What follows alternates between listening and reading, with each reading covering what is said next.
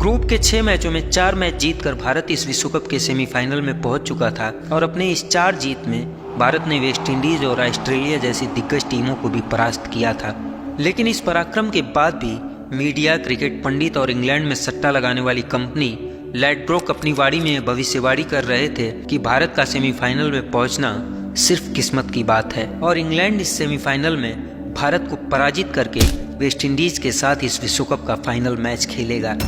भारत के पराक्रम को तुक्का बताकर भारतीय खिलाड़ियों के मनोबल को तोड़ने की कोशिश की जा रही थी। 22 जून 1983 को इंग्लैंड के खिलाफ इंग्लैंड की धरती पर अपने सम्मान और स्वाभिमान की लड़ाई लड़ने के लिए तैयार थे। क्रिकेट के एक दिवसीय खेल के इस संस्करण में अब तक के इतिहास में भारत ने कभी भी इंग्लैंड को इंग्लैंड की धरती पर पराजित नहीं किया था। इसी अहंकार, इसी दंभ और इसी ऐतिहासिक घमंड के साथ गोरे भी इस सेमीफाइनल मैच में उतरने के लिए तैयार थे। गोरों का घमंड और उनका अहंकार अपने उत्साह की सीमाएं लांघ चुका था। अंग्रेजों ने यह सेमीफाइनल मुकाबला प्रारंभ होने से पहले ही फाइनल मैच के टिकट की खरीदारी शुरू कर दी थी। सेमीफाइनल मैच से पहले ही फाइनल मैच के टिकट की अंग्रेजों द्वारा यह खरीदारी बता रही थी कि सेमीफाइनल में भारत की हार को वह निश्चित मानकर चल रहे थे। खैर, 22 जून 1983 को यह मैच प्रारंभ होता है और भारतीय गेंदबाजों ने अपनी पूरी जान लगाकर सधी हुई गेंदबाजी की और 60 ओवर के इस मुकाबले में अंग्रेजों की पूरी टीम को महज 213 रनों पर समेट दिया। कपिल सर ने 3, रोजर बिन्नी और मोहिंदर अमरनाथ ने 2-2 और कीर्ति आजाद सर ने 1 विकेट लेकर अंग्रेजों के काफिले को सिर्फ 213 रनों पर ही रोक दिया था। 214 रनों के टारगेट का पीछा करने उतरी टीम इंडिया को सुनील गावस्कर और श्रीकांत सर ने ठीक ठाक शुरुआत दी, लेकिन टीम का स्कोर जब 46 रन तक पहुंचा तब गावस्कर सर 25 रन बनाकर आउट हो गए और इसके बाद टीम के खाते में सिर्फ 4 रन और जुड़े थे कि 50 रन के टोटल स्कोर पर श्रीकांत सर भी 19 रन बनाकर आउट हो गए। 50 रन पर 2 विकेट गिरने के बाद मोहिंदर अमरनाथ और यशपाल सर ने एक अच्छी साझेदारी करके भारत का स्कोर 142 रन पहुंचा दिया। इसी स्कोर पर मोहिंदर अमरनाथ 46 रन की एक साहसिक पारी खेलकर आउट हुए।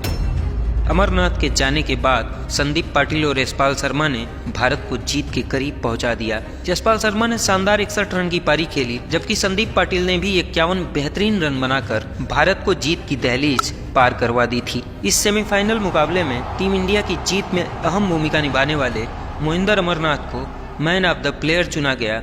मोहिंदर अमरनाथ ने 46 रन के साथ साथ 2 विकेट लेकर इंग्लैंड का बोरिया बिस्तर बांधने में अपना पूरा तन-मन लगाकर काम किया था। इस जीत के साथ इतिहास के वो पन्ने चल चुके थे जिन पन्नों पर लिखा था कि इंग्लैंड की धरती पर इंग्लैंड को भारत ने कभी पराजित नहीं किया है। इस जीत के साथ भारत इस विश्व कप के फाइनल में पहुंच चुका था। अंग्रेजों ने वो टिकट फाड़ने प्रारंभ कर दिए थे, जो टिकट उन्होंने वेस्टइंडीज और इंग्लैंड का फाइनल मैच देखने के लिए पहले से ही खरीद रखा था। अब 25 जून 1983 को भारत और वेस्टइंडीज के बीच इस विश्व कप का फाइनल मैच खेला जाता है। मैच शुरू होने से पहले ही वेस्टइंडीज के समर्थक जोर जोर से चिल्ला रहे थे कि वो तीसरी बार विश्व कप जीतने जा रहे हैं।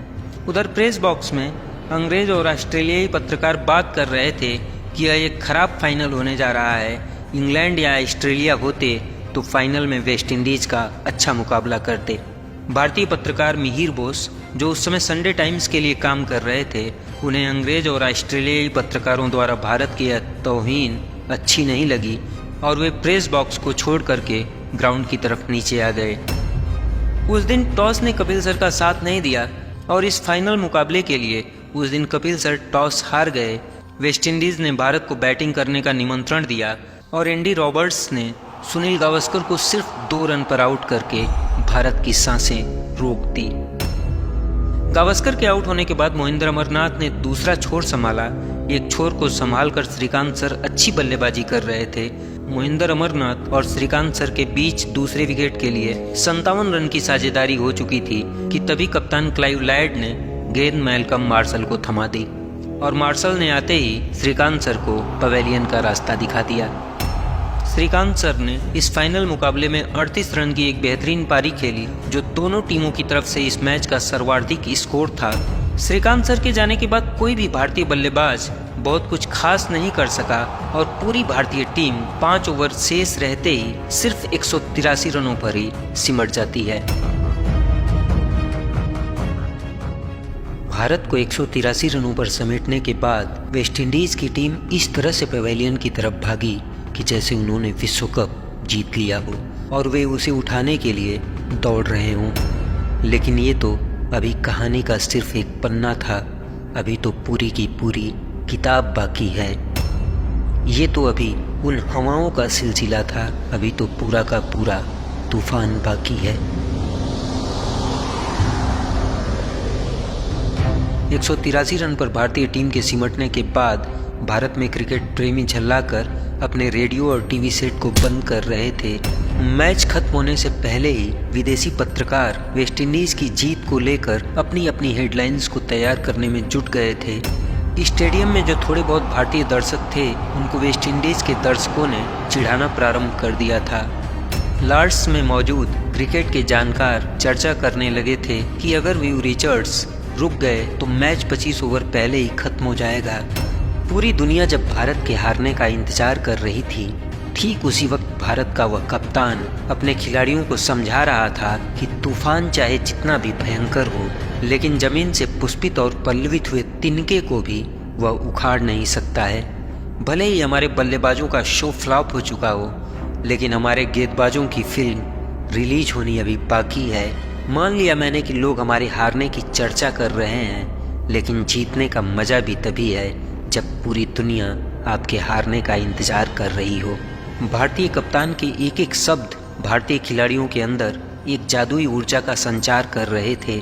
सभी भारतीय खिलाड़ी अब इस हार को जीत में बदलकर बाजीगर बनने का अटल निश्चय करके मैदान में उतरते हैं। वेस्टइंडीज की तरफ से ग्रीनीज और हाइनस बैटिंग के लिए उतरे और चौथे ओवर में बलविंदर सिंह संधू ने एक ऐसी गेंद डाली जो उस विश्व कप की सबसे बेहतरीन गेंद कही जा सकती है।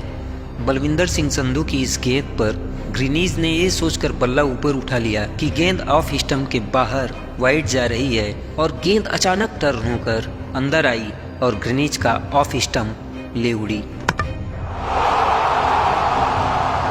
पूरा स्टेडियम उस गेंद को देखकर आश्चर्यचकित रह गया। ग्रीनीज के चेहरे का रंग जैसे उड़ गया था। ग्रीनीज का बल्ला ऊपर का ऊपर ही रह गया था और उस गेंद ने अपना कारनामा करके भारतीय खिलाड़ियों के अंदर एक नई ऊर्जा का प्रवाह कर दिया था। हालांकि इसके बाद विव रिचर्ड्स ने आते ही ताबड़तोड़ प्रहार करना प्रारंभ कर दिया। मदन लाल के एक ओवर में विव रिचर्ड्स ने लगातार 2 बाउंड्री लगाई और ठीक इसके बाद वाले कपिल सर के ओवर में विव रिचर्ड्स ने 3 बाउंड्री मारकर अपना इरादा जाहिर कर दिया था। वेस्टइंडीज सिर्फ 1 विकेट खोकर 50 रन बना चुका था। वेस्टइंडीज को जीत के लिए अब सिर्फ 134 रनों की जरूरत थी और मैदान में वह विव रिचर्ड्स नाम का तूफान भारतीय गेंदबाजों पर प्रहार करके उन्हें देखकर मुस्कुरा रहा था। कपिल सर गेंद हाथ में लेकर सोच रहे थे कि अब गेंद किसको पकड़ाई जाए कि तभी मदन लाल आकर 1 ओवर और मांगते हैं। मदन लाल अपने 3 ओवर में 21 रन लुटा चुके थे। कपिल देव मदन लाल को ओवर देने से मना कर देते हैं। मदन सर कपिल सर से कहते हैं कि कपिल मुझे 1 ओवर और फेंकने दे, विव रिचर्ड्स मुझे गेंदबाज नहीं समझता है। कपिल सर मदन लाल को गेंद देने से इनकार कर देते हैं। मदन लाल को गेंद न मिलता देखकर विव रिचर्ड्स मदन लाल को देखकर मुस्कुरा रहे थे और विव रिचर्ड्स की ये मुस्कुराहट मदन लाल को अंदर ही अंदर जलाकर राख कर रही थी। और ठीक उसी वक्त क्रिकेट के इतिहास में एक ऐसी घटना हुई जो न कभी उसके पहले हुई थी और न ही कभी उसके बाद हुई। मदन सर ने कपिल सर के हाथों से गेंद छीन ली थी और विव रिचर्ड्स के सामने गेंदबाजी के लिए आकर खड़े हो गए थे और मदन सर के इसी ओवर की एक गेंद को हुक करते समय विव रिचर्ड्स मिस टाइम हो जाते हैं। गेंद हवा में जा चुकी थी। कपिल सर गेंद के पीछे भाग रहे थे। लगभग 20-25 गज पीछे भागकर अपनी उंगलियों के टिप पर कपिल सर ने वह कैच लिया था। विव रिचर्ड्स नाम का वह तूफान अब मायूस होकर बाहर जा रहा था। 57 रन पर अब वेस्टइंडीज अपने 3 विकेट गंवा चुका था। विव रिचर्ड्स के जाने के बाद मदन लाल और मोहिंदर अमरनाथ ने किसी भी वेस्टइंडीज के तुर्रम या तोप को मैदान में टिकने नहीं दिया। विश्व कप के इस फाइनल मैच में वेस्टइंडीज के 7 खिलाड़ी तो दहाई का आंकड़ा भी नहीं छू सके थे। मदन लाल 3, मोहिंदर अमरनाथ 3, बलविंदर सिंह संधू ने 2 और रोजर बिन्नी और कपिल देव सर ने 1-1 विकेट लेकर पूरी वेस्टइंडीज़ की टीम को महज 140 रन पर ही समेट दिया था। मदन सर की उस जिद और कपिल सर के उस कैच ने भारत को 1983 के विश्व कप का विजेता बना दिया था। लॉर्ड्स की बालकनी पर कपिल सर ने शैंपेन की बोतलें खोली और नीचे नाच रहे भारतीय दर्शकों को उससे सराबोर कर दिया। कपिल सर इस शैंपेन की बोतलें वेस्टइंडीज़ के ड्रेसिंग रूम से लेकर आए थे, क्योंकि भारतीय खिलाड़ियों ने तो जीत की उम्मीद ही नहीं की थी और इसलिए भारतीय खिलाड़ियों के ड्रेसिंग रूम में एक भी शैंपेन की बोतलों का इंतजाम नहीं था। मैच जीतने के बाद कपिल सर वेस्टइंडीज़ के ड्रेसिंग रूम में गए और वहाँ पर शैंपेन की बोतलों का इंतजाम पहले से था, क्योंकि उन्हें अपनी जीत पर पूरा भरोसा था। कपिल सर ने वेस्टइंडीज़ के कैप्टन क्लाइव लायड से पूछा, क्या मैं इन शैंपेन की बोतलों को ले सकता हूँ? क्लाइव लायड ने कहा, हाँ तुम इन्हें ले जाओ, अब ये हमारे किसी काम की नहीं है। भारतीय खिलाड़ियों ने वेस्टइंडीज़ को हराकर उन्हीं की शैंपेन की बोतलों से अपना जश्न मनाया था। शाम को 6 बज चुके थे।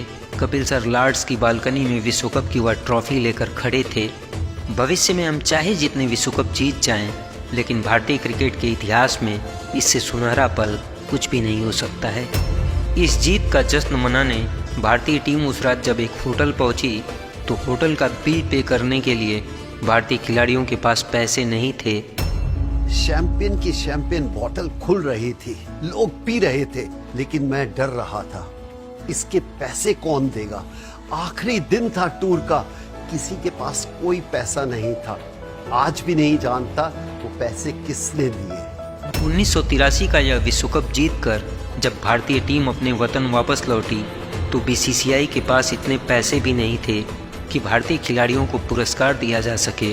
तब भारतीय खिलाड़ियों को प्राइज मनी देने के लिए स्वर कोकिला और दीदी के नाम से मशहूर लता मंगेशकर जी ने दिल्ली के इंदिरा गांधी इंडोर स्टेडियम में एक संगीत समारोह का कार्यक्रम किया और उस कार्यक्रम में नितिन मुकेश और सुरेश वाडेकर ने लता जी का साथ दिया था। इस कार्यक्रम से 20 लाख रुपए एकत्रित हुए और सभी भारतीय खिलाड़ियों को 1-1 लाख रुपए इनाम के तौर पर दिए गए थे।